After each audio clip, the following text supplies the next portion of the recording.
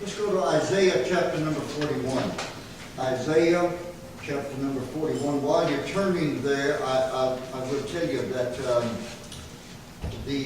after Labor Day, which is only, 3 weeks away? After Labor Day, I will begin to teach the life of David on Wednesday nights. Now, I think that's very practical. I think it's something that you will very much enjoy. Isaiah number 41, 17 times God says, I will. In Isaiah number 41. Isaiah 41 is God challenging the false gods that Israel has left Jehovah for. And God is challenging them in Isaiah 41. The first thing I want to do, I don't normally read a lot, 29 verses. I do want to walk you through those because there are 5 themes that are very important, very relevant about God and about a nation. And that's very relevant for us today. First of all, in the first 4 verses, you have God talking about Cyrus, the man that God used to be a blessing to Israel. So first of all, keep silence before me, O islands. Islands, lands, sea are all Old Testament words for the mass of humanity. Keep silence before me, O islands, and let the people renew their strength. Let them come near. Let them speak. Let us come together to judgment. God is calling the nation Israel back to himself. I think God is calling our nation back today too. Amen. Who raised up the righteous man from the east? This would be Cyrus. Called him to his foot, gave the nations before him, and made him ruler over kings. He gave them as the dust to his sword, and as driven stubble to his bow. God does work and use sometimes unbelievers. Cyrus was not a Christian. He was not a Jew. But God ordained this man and put him into power. And God ordained that he should smite the nations that smote. We can now look back on this history and know why. Cyrus was allowed to smite the nations to preserve the Jews. Sometimes we don't understand why nations come and go and rise and fall. But God always has a purpose in raising up a nation, and God always has a purpose in putting a nation down. Verse 3, he pursued them and passed safely, even by the way that had not gone with his feet. Who hath wrought and done it, calling the generations from the beginning? I, the Lord, the first and with the last, I am He. So in the first 4 verses, you have God explaining to the nation Israel the rulership of Cyrus. But there's a much greater lesson there, obviously. God does rule in the kingdom of men. Amen. I mean, He raises up nations. He puts nations down. He raises up whole generations. He allows whole generations to go down. He directs in what nation will make war against who.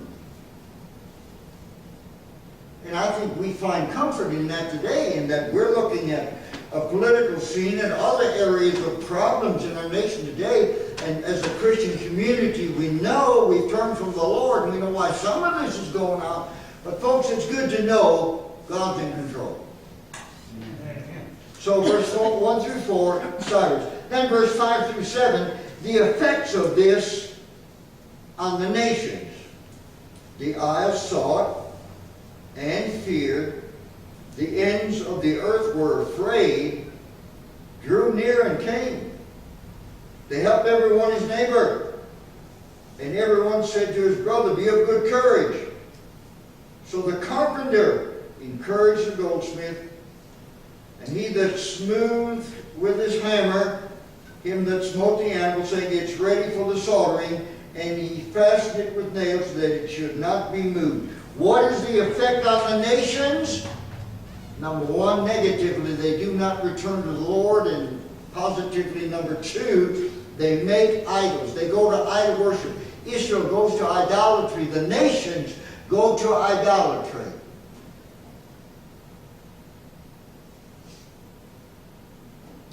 You would think with everything that we're seeing, when you compare America 50 years ago and today, you would think that there would be a great revival.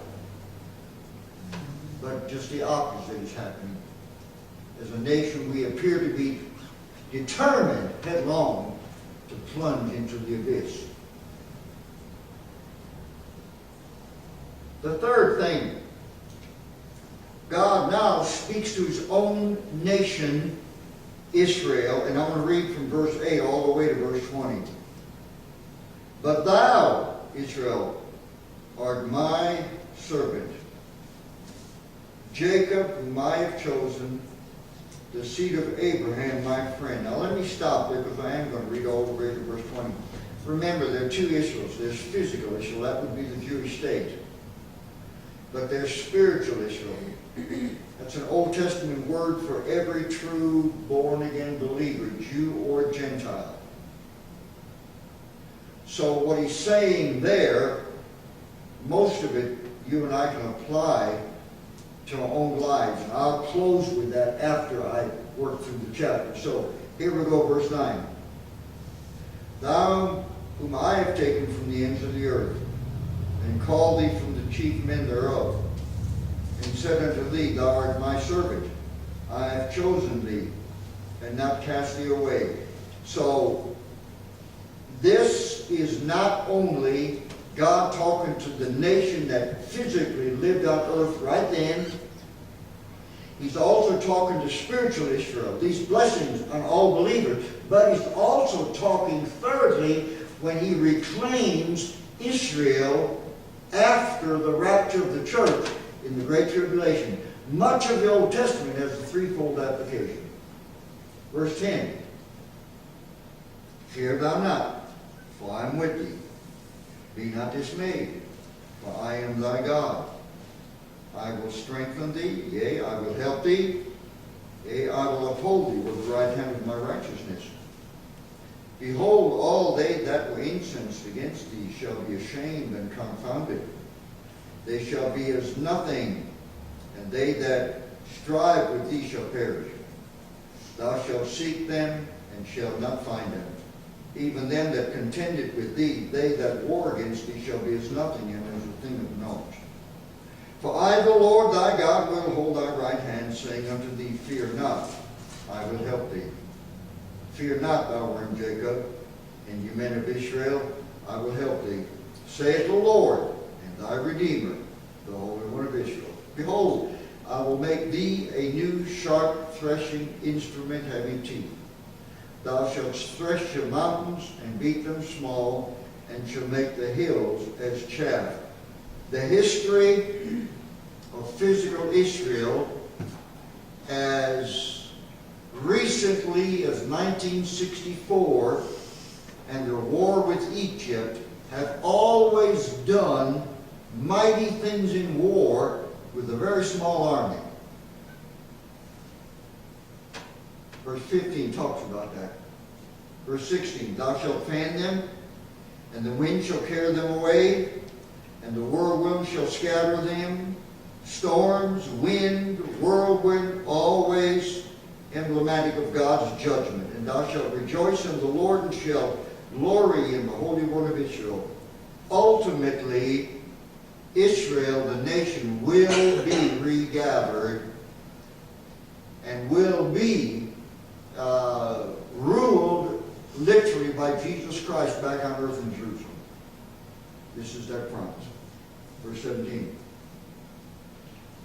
When the poor and needy seek water, and there is none, and their tongue faileth for thirst, I, the Lord, will hear them. I, the God of Israel, will not forsake them. I will open rivers in high places and fountains in the midst of the valleys. I will make the wilderness a pool of water, and the dry land springs of water.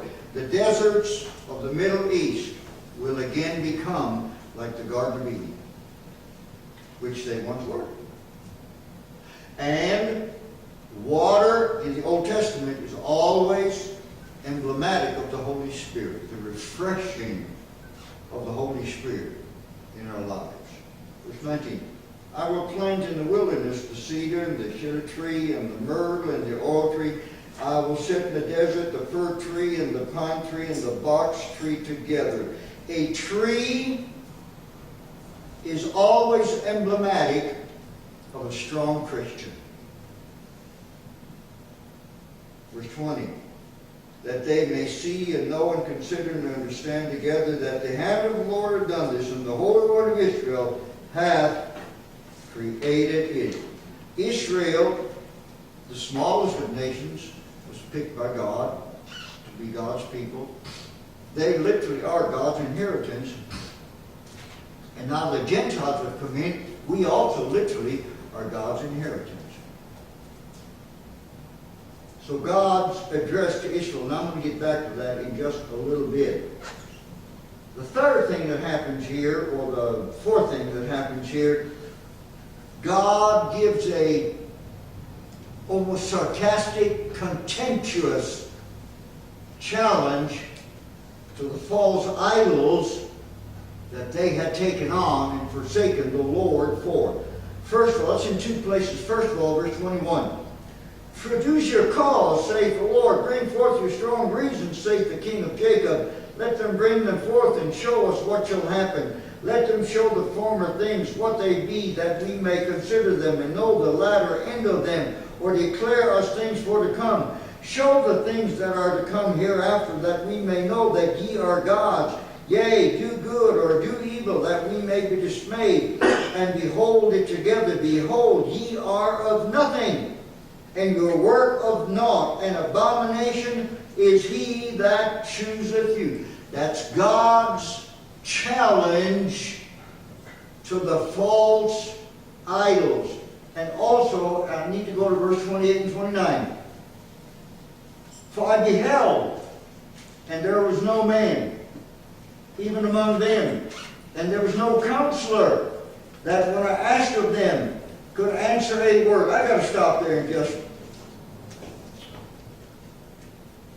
All of the news show prognosticators.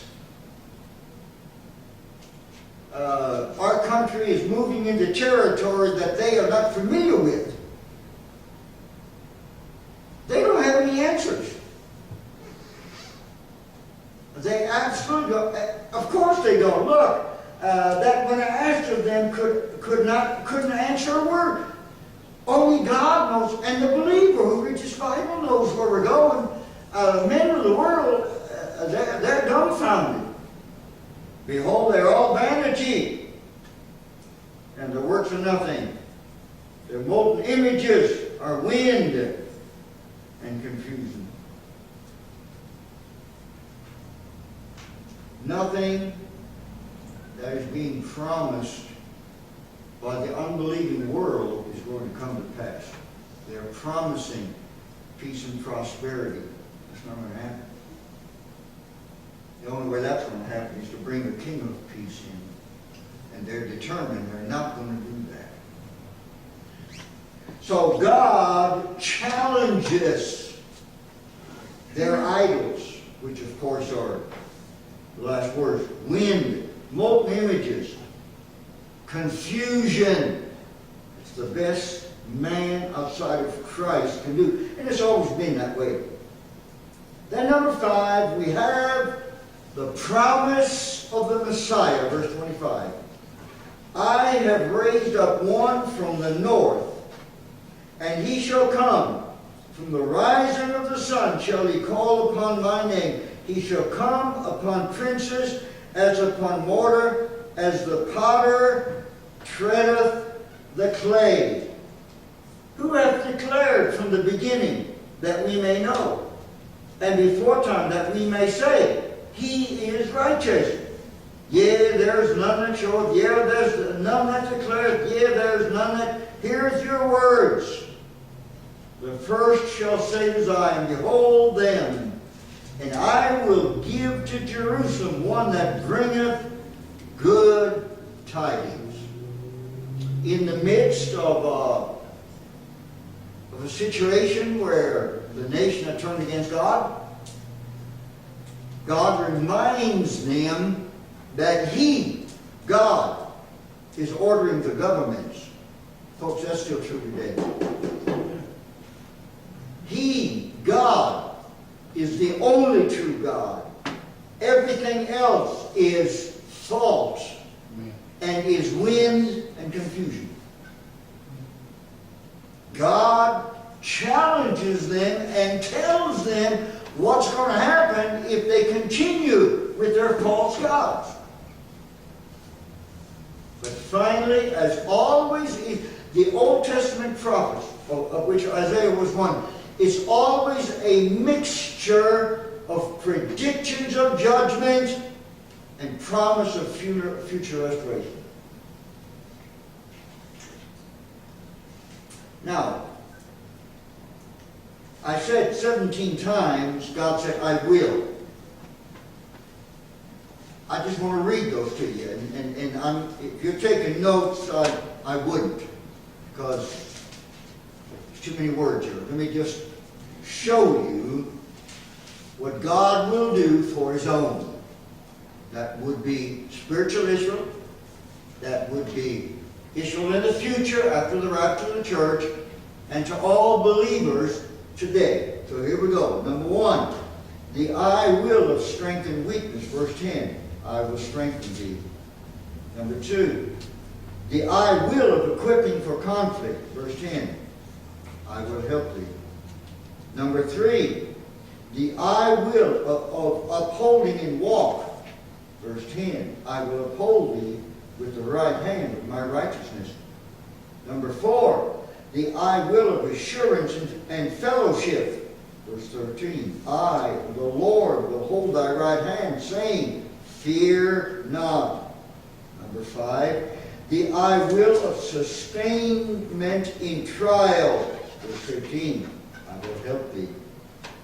Number 6, the I will of preservation when fearful, verse 15. Fear not, I will help thee.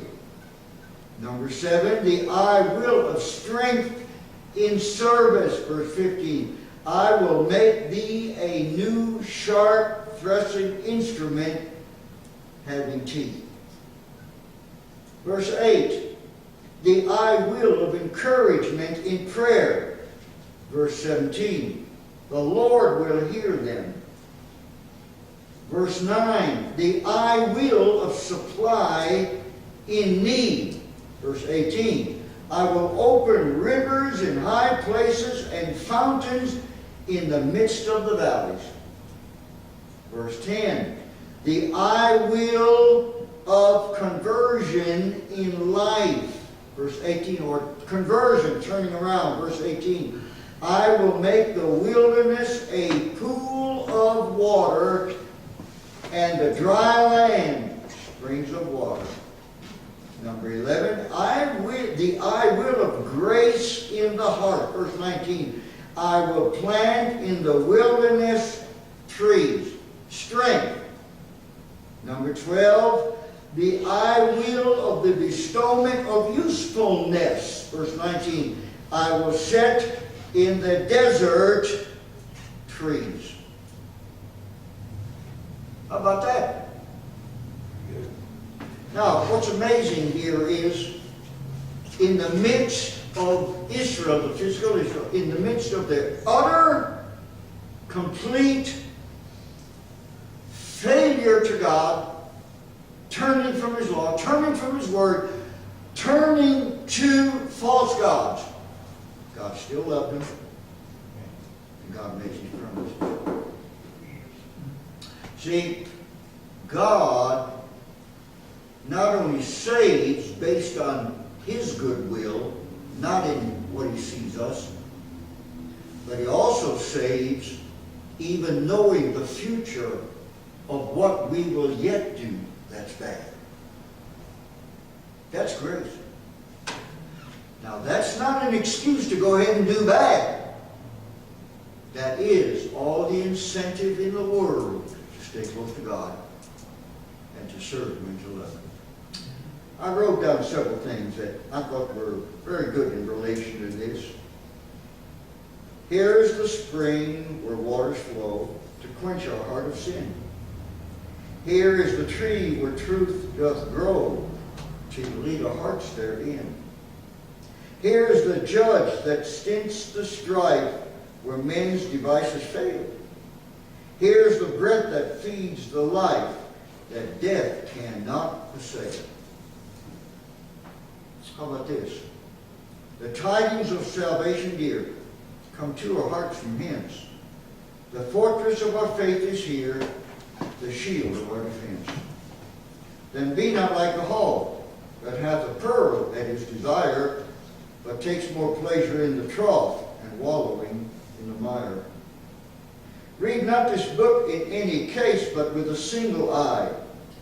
Read not, but first desire God's grace to understand thereby.